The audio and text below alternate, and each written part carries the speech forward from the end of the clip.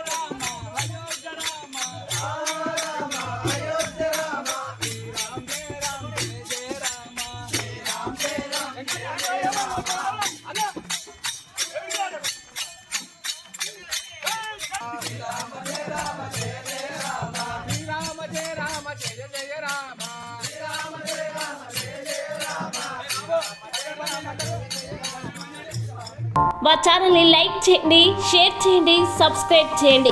మరిన్ని అప్డేట్స్ కోసం పక్కనే ఉన్న బెల్ బటన్ నొక్కండి.